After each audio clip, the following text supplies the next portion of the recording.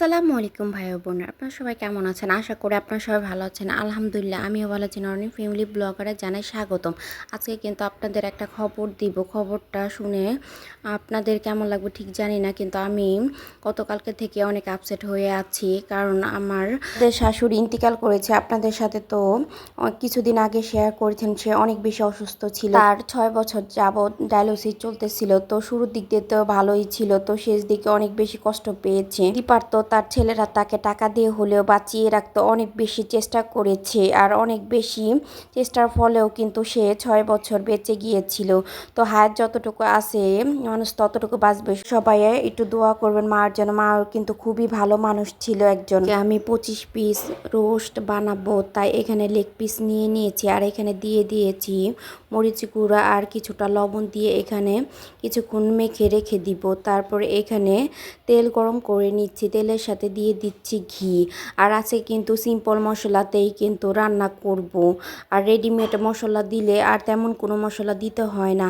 আর এইদিকে যে লেগ পিসগুলো ভেজে তুলে নিচ্ছি। আমি কিন্তু আজকে শ্বশুর বাড়ি থেকে বয়সটা দিচ্ছিলাম, বাবার বাড়ি থেকে গত 3 দিন আগে কিন্তু চলে আসছি। কিন্তু রাতের বেলা রান্না করতেছিলাম, রাতের বেলা কিন্তু গ্যাস ছিল, তাই রান্না করতে অনেক বেশি ভালো লাগতেছিল। কয় মাস পরে যে বাবার বাসায় আমি গ্যাস দেখতেছি আর গ্যাস দিয়ে নিজে রান্না করতেছি। আর এইদিকে এই যে তেল গরম দিয়ে দিয়েছি, আর আস্ত গরম মশলাগুলো দিয়ে দিলাম। এখানে দারচিনি, এলাচ, তেজপাতা আর লবঙ্গ দেওয়া হয়েছে। তারপরে এখানে ঘি দিয়ে দিলাম। তারপরে এদিকে দিয়ে দিলাম পেঁয়াজগুলো যখন বাদামি কালার হয়ে আসবে তখন দিয়ে দিব আদা বাটা, রসুন বাটা। তো এইদিকে বেশ ভালোভাবে কিন্তু একটু ভাজা ভাজা করে নিব, যেন আদার গন্ধটা না থাকে। তো আমি কিন্তু সিম্পল মশলা দিয়ে রান্না করব বলেই কিন্তু এখানে কিন্তু রোস্টের মশলাটা দিয়ে দিলাম, রাঁধুনি রোস্টের মশলা। তো এখানে আমি 2 প্যাকেট রোস্টের মশলা ব্যবহার করছি। তো আমি খুব কম মশলায় রোস্টটা আজকে রান্না করছি, কিন্তু খেতে কিন্তু দারুণ লেগেছিল সবার কাছে। আর এইদিকে কিন্তু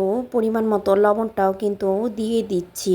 তো লবণ দেওয়ার পরে বেশ ভালোভাবে কষিয়ে নিতে হবে যে পর্যন্ত না তেল উঠে। এই যে এভাবে তেল যখন ভেসে উঠবে তখন দিয়ে দিব টক দই, ফেটে রাখা টক দই। এটা কিন্তু হাতেই বানিয়েছি বাসায়। টক দই কিভাবে বানিয়ে রান্না করে সেটা শেয়ার করব। এটা লেবু দিয়ে আর গুঁড়া দুধ দিয়েই কিন্তু আমি বানিয়ে থাকি। আর এইদিকে এই যে এই পর্যায়ে দিয়ে দিব সবগুলো লেগ পিসগুলি। এই পর্যায়ে কিন্তু কিছুক্ষণ নাড়াচাড়া দিয়ে আর কি কষিয়ে নিব। কষিয়ে নেওয়ার পরে লিকুইড দুধ দিয়ে দিচ্ছি। আজকে কিন্তু কোনো পানি ব্যবহার করব না, লিকুইড দুধ দিয়ে রান্না করছি। তারপরে দিয়ে দিতে হবে কাঁচামরিচ। হয়ে গেল চিকেন রোস্ট। তো এইদিকে কিন্তু অনেক বেশি রাত হয়ে আসতেছিল, আর আম্মুকে বলতেছিলাম যে অনেক বেশি রাত হয়ে আসতেছে, গ্যাস যখন আসে দাও আমি রান্না করে দিই। চিংড়ি মাছটাও নামিয়ে নিয়েছি। চিংড়ি মাছটা ছুটতে কিন্তু তেমন একটা সময় লাগে না, তাই রান্না হয়ে গেছে। এই যে জোনাকি পোকা, বাতি জ্বলতেছে না কে পাশায়, বুঝতেছি না।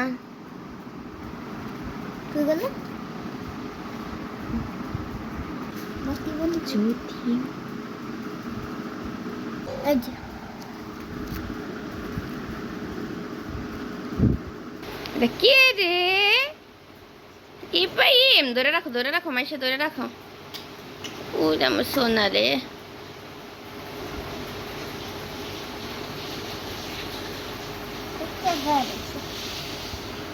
পাশ সোজা করে সও। হ্যাঁ হয়েছে। নে মাইশা ধরো, আরে ধরো, ধরে রাখো বুকটা।